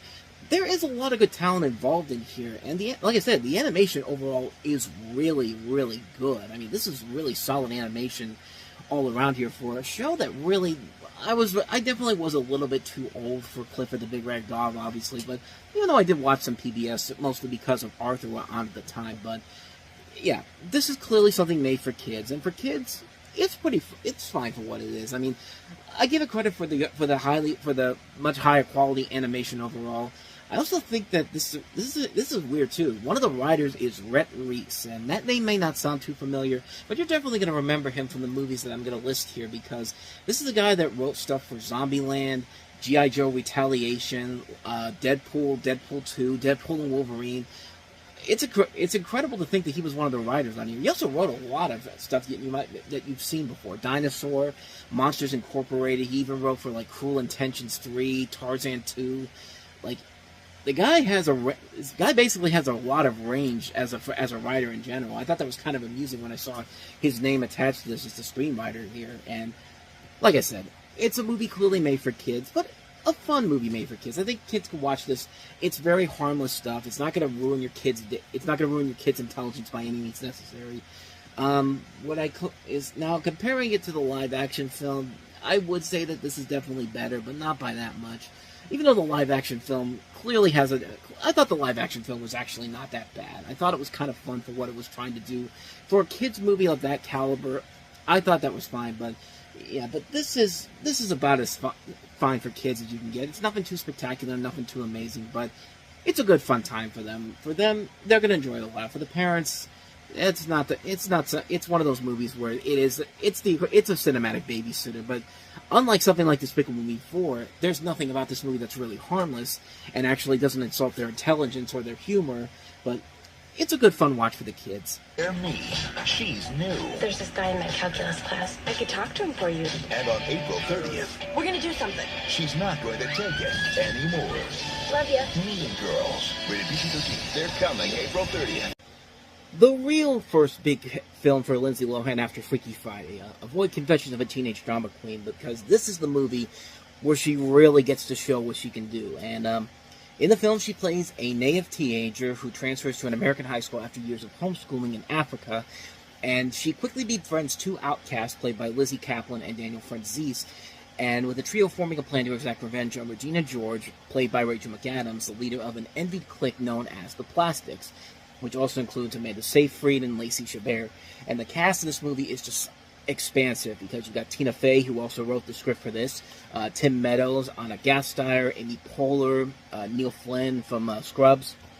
Just a terrific cast overall, and this was based off of a book called Queen Bees and Wannabes. And needless to say, the movie is about as great of a comedy as you can expect it to be. This is, for the 2000s, what Clueless was for the 90s, what Fast Times at Ridgemont High was for the 80s. You know, this is the high school comedy that really cemented the decade as a whole and went on to become the movie that we all remember many decades later. I mean, this thing has gone on to become a cultural phenomenon, and it's not hard to see why. It's a really funny movie.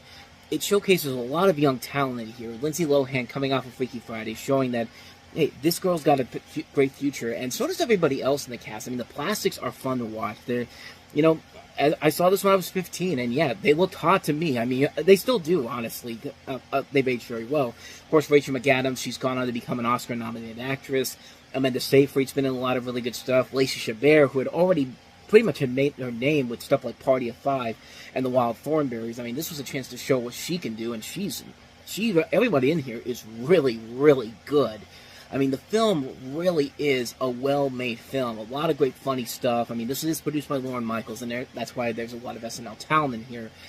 The film is just incredibly fun to watch. Mark Waters, who directed this, does a very good job of handling this, and it's also very topical, too. I mean, a lot of this stuff you can take today, in today's world, and still work it around here. You got the whole thing about, you know, the cliques in high school, school bullying, the damaging effect they can have on teenagers. I mean, the whole climax of the movie is how the school just erupts into chaos as soon as this journal that they've been talking about gets revealed, and the chaos and hilarity ensues from that as well.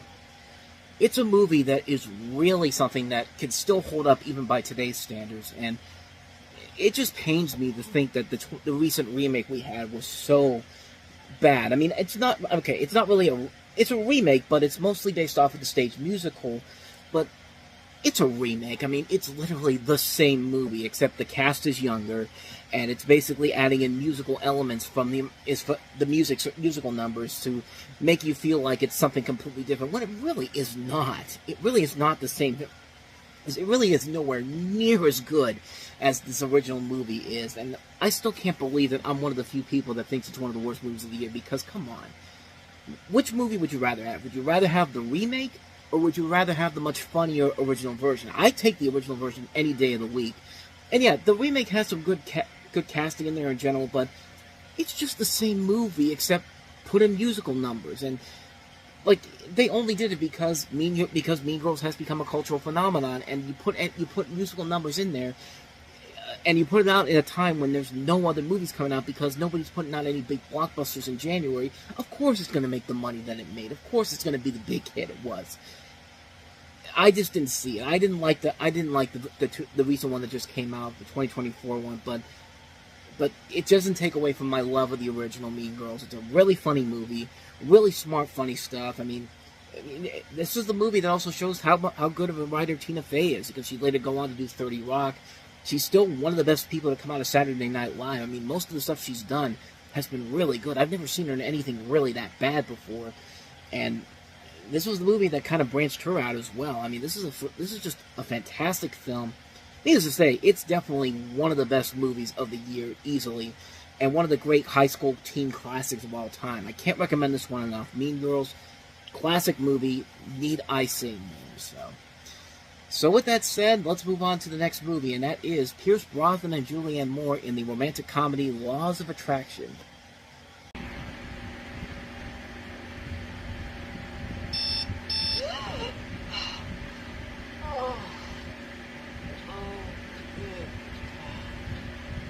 Okay, wake up. Morning. Would you please look at your left hand? Please. Oh, yeah. No. Well, would you look at that? Oh, Daniel. Oh, you got one too. Did we get married last night? We're just gonna have to file and get back to New York, okay? It'll be like it never happened. did happen. Lots of people get drunk without tying them up.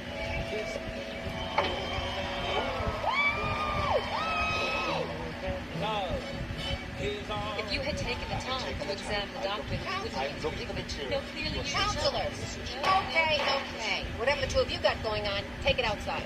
Yes. Yes, Your Honor. Can I say something? No, you can't. Why not?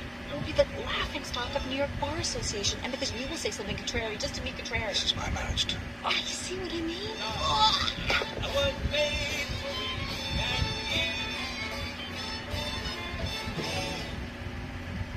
Have some alcohol. Well, gee, I wonder what's going to happen next. If you can't figure out what's going to happen next at this point, then you really need to go see some more romantic comedies, because this is about as generic and as bland as you can get. This is a story of two New York divorce attorneys played by Pierce Brosnan and Julianne Moore, who are often competing against each other but end up in a relationship nonetheless. When they get married, can they avoid the same issues at home that led people to provide them business at work? One of the central cases in the story is the heavily publicized divorce of a rock star from his wife, and do you really give a shit at this point? Just to show you how bad this movie is, Frances Fisher from 6 Feet Under plays Julianne Moore's mother in the movie. She's only 8 years older than Julianne Moore in real life, and only 1 year older than Pierce Brosnan. Did you really think anybody was going to buy into that? If that doesn't give you an indication of how bad this movie is, then I don't know what else to tell you, because this is a really bad movie. From the director of Johnny English, by the way. Johnny English was a fun movie in general, but this is about as bad as it gets. It's about as lazy as it gets. We've had movies that have been similar to this, that have been done much better. What Happens in Vegas is an example. I mean, there's other movies that I can bring up here. Written by Alan Brosh McKenna, who would later go on to write The Devil Wears Prada, so at least her career got better after this. And, that's about it. I mean, really, there's literally nothing else about this movie that I could say is good. It's a waste of time on everyone's part. Like, it's a lazy movie. Like, you can't buy into the chemistry between Brosnan and Moore. You can't even buy into this world, because, like I said, her mother is played by somebody who's 8 years older than her. How are you supposed to get past that? And you could just tell that the people that made this movie were just like, we don't care if logic makes any sense in here. We want to bring the couples in here. So just here's 5 minutes. Write a script as quickly as you can. That's what I feel like happened here. They rushed this out. They had no intentions on getting this to work the way they wanted to, and it's just a terrible, terrible movie. It's not funny. It's not clever. The chemistry doesn't work. It's a sloppy, sloppy film, and because there are so many other better movies out there, this one quickly left to everyone's mindset pretty quickly, because, you know, Mean Girls came out the same weekend, and that's a much better movie than this. So yeah, that is the laws of attraction. Let's go ahead and move on to the next movie, which is Godsend. Something bad is going to happen. You can have him back when science cloned your son. They gave him his mother's eyes, his father's smile, and someone else's nightmares. Robert De Niro. No matter what he does, he's still our son. Godsend.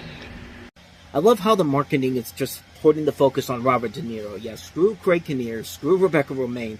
No, this is Robert De Niro's movie, and even he would probably look at this and go, yeah, I don't really want to be known that I made this movie, because this is another one of those really, really bad movies where you have Greg Kinnear and Rebecca Romaine, who are a couple who are approached by an enigmatic doctor played by Robert De Niro, who offers to clone their deceased son. And I think we've seen in real life that trying to clone something does not always work out well.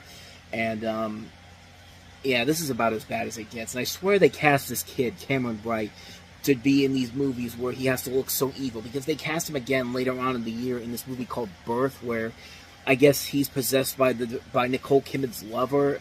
And in fact, was that this year or was that later on in the year? I can't remember. But he's the same kid from that movie. Now I'm kind of curious. That is 2004. Okay, because I could have sworn I seen this kid in that same movie, and I swear they cast him because he just looks like a kid that you would see in the Omen movies. And you know how bad this movie is when it's ripping off other scenes, and not just ripping them off, literally stealing from other movies. There's a scene they take from this movie, from a Robert Wise movie called Audrey Rose, that is seen as one of the nightmares that this kid has, and like, they don't even hide the fact that it's from that movie. Like, you could just tell. Like, like, you can literally tell there's a difference in the quality from 2004 filming to 1977 filming, because that's where that movie came out. And it's just like, that's how lazy this movie is. This was quickly produced. They wanted to get it out there. These people clearly should have nothing to do with this. This feels like a movie that should have been an independent movie that was not, that had this big... Well, okay, technically Lionsgate was still kind of an independent company around this point, so I guess it makes sense, but they deserve to be in a much better movie than this. And it's PG-13, too, because, hey, we don't care about actually scaring you. We want to scare you on that date night, that Friday when this movie comes out for your date nights, and then we're never going to hear from you again because nobody's going to remember this movie. And sure enough, nobody remembers this movie after it came out. And, yeah, it did not do very well at the box office either. So, yeah, all losing on the part of Lionsgate here. So, yeah, good job, Lionsgate. You completely ruined your chances of this movie's success with this. But that's nothing more to say about that one. That's godsend. So let's get to the movie that I have been hyping up for you. Here, this right here is the movie that I saw for the first time. It was my first movie that I ever saw in a movie theater on my own. Right! It's the invention that made them a fortune. One spray and Doggy Dude disappears. But everybody wants to know, where does the coop go to? I don't know! Ben Stiller, Jack Black, Envy, rated PG-13, starts Friday, April 30th. Of course it was the movie with the dog poop in it. Yeah, Envy was the first movie I ever saw in a movie theater on my own. I saw it the very same day as Mean Girls. And I wanted to see it because it was actually a week after the movie had come out, and, you know, this was, you know, the movie was pretty much not a hit at the box office whatsoever, but I wanted to see it. I really wanted to check it out, and I knew that that one day we went to go to the movie theater was my one chance of me seeing the film, so I asked, they let me do it, and the rest is history. Since then, I've been to most of these movies on my own, and believe it or not, this movie actually is a whole lot better than I think people let on.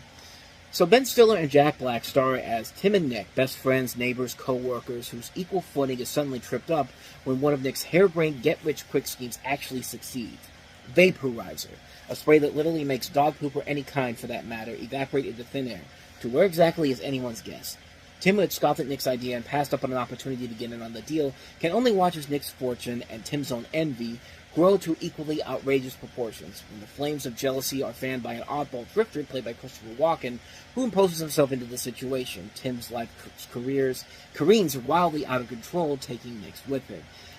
This was, like I said, it's a film that was not well received by critics and audiences at the time. It was a huge flop at the box office, and even when Shark Tale came out, Ben Stiller, Jack Black, and Jeffrey Katzenberger had to apologize to people for the movie, which, I don't know. I don't know. I still think this is better than Shark Tale was, but that's another story altogether. 2004 actually had some pretty interesting movie theater stories for me personally, but one that I talked about before here. So if you can find that video on there, you can learn about it now. But I'll get to that one later on if you haven't seen it. But yeah, this movie I think is very much a lot better than the people let on, because mostly, one, it kind of predicted the future, because now we literally have a vaporizer out there. I think it's called Poof. I think it is P-O-O-P-H, where it's literally the same thing, and it's been out for a couple of years now, so it has had some legacy.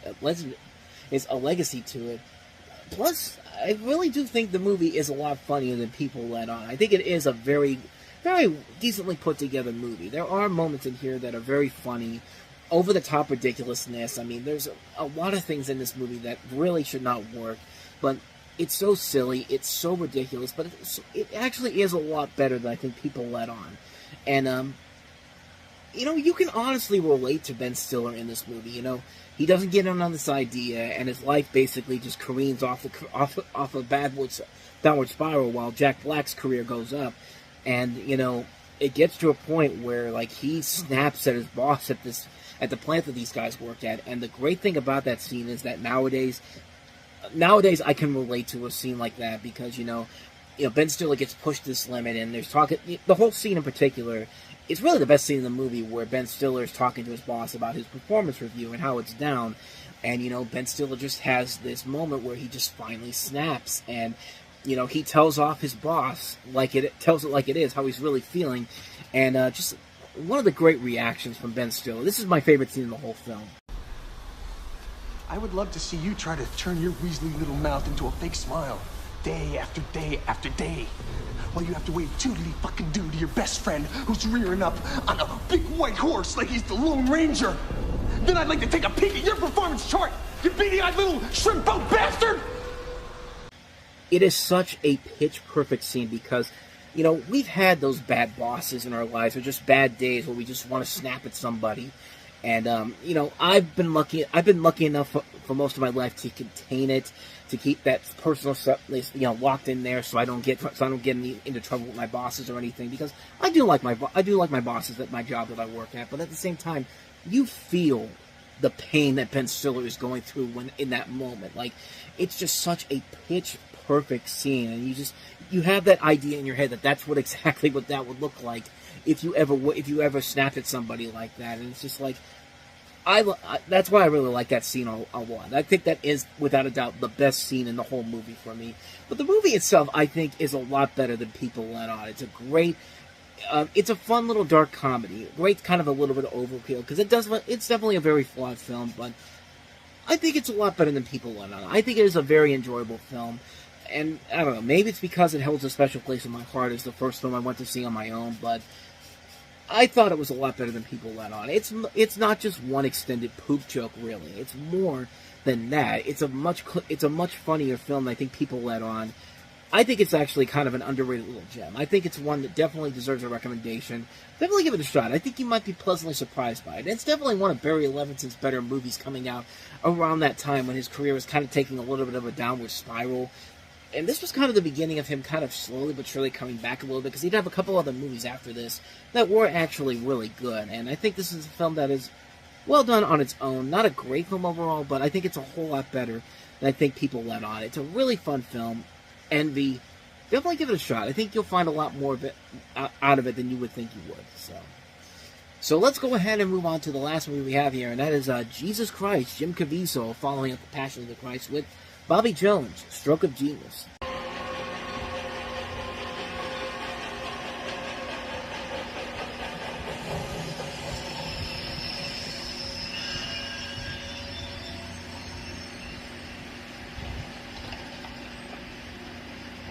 You're a frightful long ways from Canusti. Aye, my arse is painful to prove it.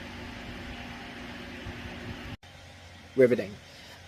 This is based off the life of golfer Bobby Jones, played by Caviezel, the only player in the sport to win all 4 of the men's major golf championships in a single season, 1930, an era when the majors were the Amateur Championship in Britain, the U.S. Amateur, the Open Championship, and the U.S. Open. And the film was the first motion picture concerning the Royal and Ancient Golf Club of St. Andrews that was given permission to film on the location of the film.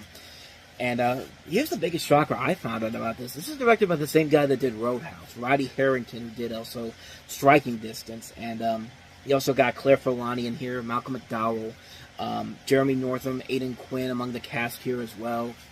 And that was kind of a boring film, honestly. Like, it's hard to make a golf film, like a golf drama. This is very good, and there has been one exception to that rule. And I think The Greatest Game Ever Played with Shia LaBeouf is probably one of the best ones overall. I mean, they tried it with The Legend of Bagger Vance, and that didn't work out well.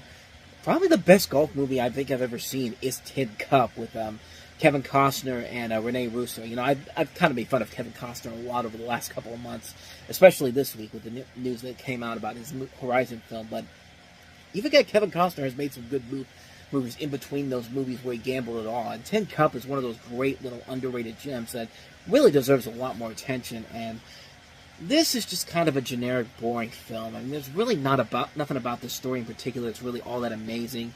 It follows the kind of typical bibliography sports dramas that we've seen done over and over again. There's nothing really that significant about it, nothing really that amazing about it that makes it stand out compared to others. It's nothing really that amazing for me. I was really kind of bored by it, honestly. And I should mention Happy Gilmore, too. I probably should have mentioned that among golf comedies, which came out the same year as Tin Cup, by the way. I just realized that. But as far as this movie goes, it's pretty boring, honestly. I really couldn't get a kick out of it. And it's just there. And I don't know. The story really isn't that engaging enough for me to say that you should definitely check it out. But who knows? I'm not really much of a golf person personally, so I don't know. Me personally, I didn't find that much about it, so I thought it was kind of boring. So Bobby Jones' stroke of genius. I'm sure it was a stroke of genius to somebody.